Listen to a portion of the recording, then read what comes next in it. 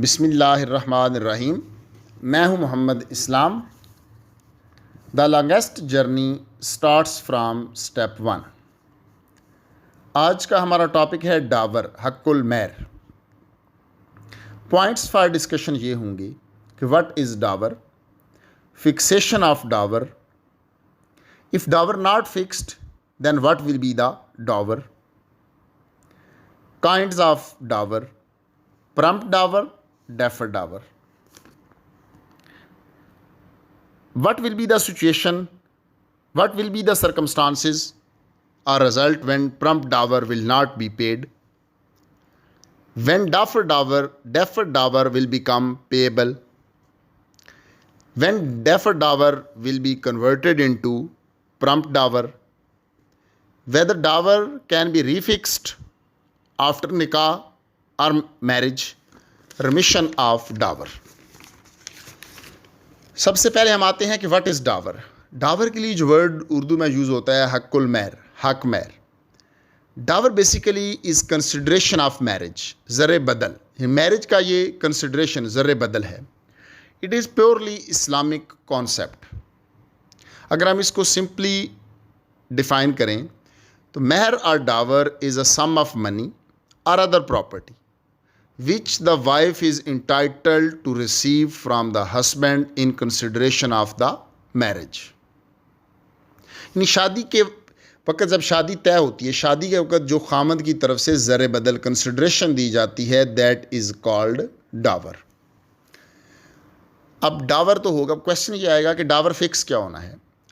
इसमें कोई लिमिट नहीं है। The husband may settle any amount he likes, यानी कुछ भी डावर में 1 रुपया भी मुकर्रर किया जा सकता है, 1 लाख भी मुकर्रर हो सकता है, 1 मरला लैंड भी हो सकती है, 100 कनाल लैंड भी। There is no limitation. अब इससे अगला सवाल ये है कि अगर डावर क्या फिक्स नहीं हुआ तो फिर क्या डावर अदा नहीं होगा? Answer is no. ऐसी इवेंचुअलिटी में ये होगा कि जब डावर मुकर्रर नहीं हुआ तो फिर इन फील्ड आ जाएगा महर मिसल, प्रॉपर डावर। इसके लिए प्रॉपर डावर का वर्ड भी यूज़ हुआ और महर मिसल।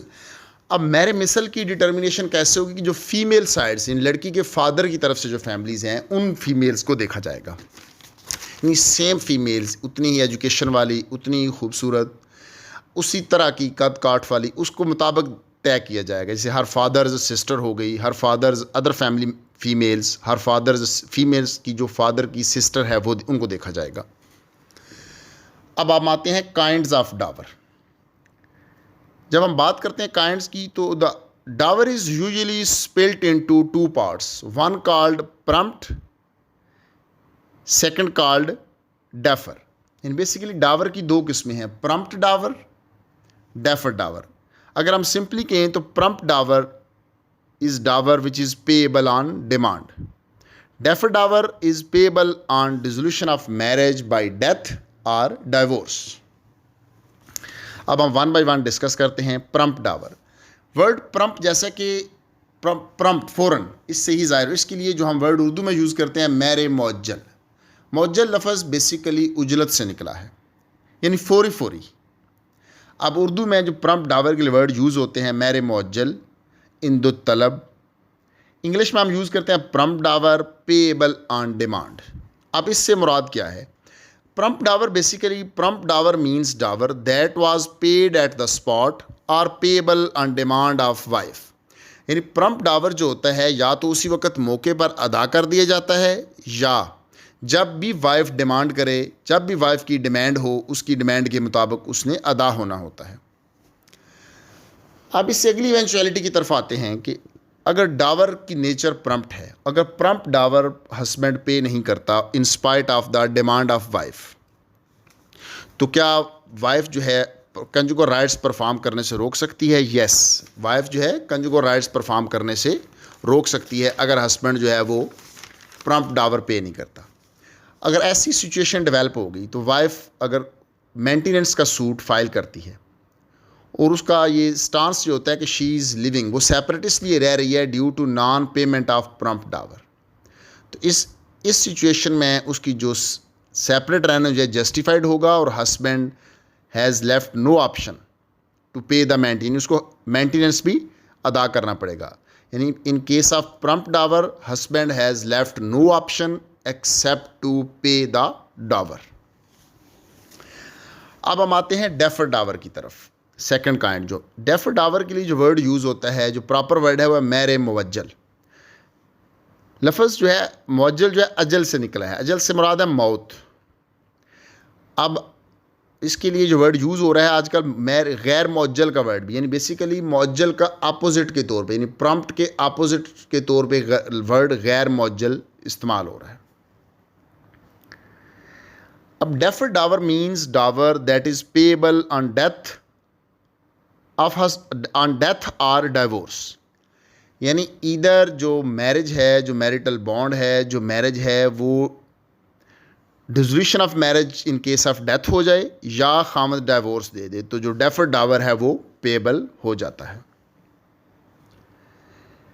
अच्छा, इसमें केस लॉज की रोशनी में एक फर्दर डेवलपमेंट में हुई कि बाज़ औक़ात पार्टीज इस बात पे एग्री होती हैं कि on the happening of some specific happening of any, कुछ स्पेशल होगा तो such and such dower will be payable. अब उसकी हैपनिंग होने तक वो dower, that dower will be considered as defer. जब वो वकूआ सरजद हो जाएगा तो then that will be converted into prompt dower. मिसाल के तौर पे अगर ये तय हुआ कि till the birth of first baby, अब फर्स्ट बेबी कब पैदा होगा तो खामद जो है 2 कनाल ज़मीन देगा। अब फर्स्ट बेबी के पैदा होने तक तो ये dower will be considered as defer dower, लेकिन उसकी पैदाइश के बाद that dower will be converted into prompt dower. फिर जब भी वो औरत डिमांड करेगी, हस्बैंड जो है पाबंद है उसको पे करने का। अब सेकंड इसके बाद आता है कि क्या और कौन सी इवेंचुअलिटी है कि जब जो डेफर डावर है will be converted into prompt dower. इसके लिए word polygamy. Section 6 Muslim family laws ordinance 1961। अगर हस्बैंड जो है without permission from arbitration council की इजाज़त के बगैर हस्बैंड दूसरी शादी करता है, then whatever the nature of the dower, then जो डावर डेफर होगा that will be converted into prompt dower. यानी हस्बैंड जब भी सेक्शन 6 की वायलेशन में without seeking permission from arbitration council शादी करेगा तो डावर जो है वो प्रम्प्ट डावर कंसिडर हो जाएगा। अच्छा, एक और इवेंचुअलिटी आती है कि अगर डावर की नेचर जो है वो मेंशन नहीं है, यानी निकाह नामा, marriage certificate, contract of marriage is silent whether dower is prompt in nature और डेफर इन नेचर, तो देन डावर फिर क्या सिचुएशन डेवलप होगी। अच्छा, इसमें से पहले बेसिकली जो शुरू में भी हमने डिस्कस किया कि dower is the consideration of marriage, यानी औरत को ये एक बेनिफिट दिया जाता है। अब इस बात का बेनिफिट भी फीमेल के हक़ में ड्राइव होगा, और इसके लिए जो रेलेवेंट लॉ है section 10 Muslim family laws ordinance 1961 की इसको डील करती है कि जब कोई डिटेल्स नहीं होंगी about the mode of payment of dower, then that dower will be treated as prompt dower. यानी अगर एंट्रीज ऑफ निकाह नामा और marriage contract is silent regarding the mode of payment, then that dower will be considered as prompt dower. अच्छा, next question ये है कि क्या डावर रिफिक्स भी हो सकता है आफ्टर मैरिज? एंड डावर एक दफ़ा फिक्स हो गया तो क्या शादी के बाद भी उसमें कुछ कमी बेशी हो सकती है? यस, आफ्टर मैरिज जो है with the consent during subsistence of marriage जो है both the parties can change increase Dawar.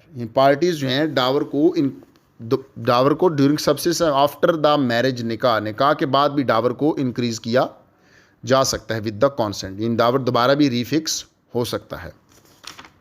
अब इसके बाद एंड पे ये है कि क्या डावर माफ़ भी किया जा सकता है? यस, रिमिशन ऑफ डावर, यानी जो वाइफ है उसके पास ये राइट मौजूद है कि वो ड्यूरिंग सब्सिस्टेंस ऑफ मैरिज वो अपना कंप्लीट और any part in favour of husband जो है वो रिमिट कर सकती है, और ये रिमिशन वैलिड है in spite of the fact कि विदाउट कंसिडरेशन है, यानी ये जो माफ़ कर उसके बदले में वो कुछ नहीं ले रही, लेकिन डावर जो है वाइफ अपनी कॉन्सेंट से माफ़ कर सकती है। आई होप कि हमने आज डावर की बाबत, हक़ुल महर की बाबत ब्रीफली डिस्कस किया कि Dawar basically consideration of marriage है। इसकी मेनली 2 काइंड्स हैं, prompt dower, deferred dower, prompt dower payable on demand, deferred dower payable in case of death or divorce। और डावर दोबारा शादी के बाद भी रीफिक्स हो सकता है, और शादी के बाद रिमिट भी कर सकती है, माफ़ भी कर सकती है। और डावर जो है, अगर डावर की नेचर डिटर्मिनेंट नहीं है तो that will be treated as prompt dower. अगर खामन सेकंड मैरिज करता है तो देन अगेन डावर जो डेफर्ड डावर है will be converted into prompt dower. अगर इसके बावजूद आपके माइंड में किसी किस्म की कोई क्वेरी हो, कोई क्वेश्चन हो, तो आप कमेंट बॉक्स में पूछ सकते हैं। Thank you so much.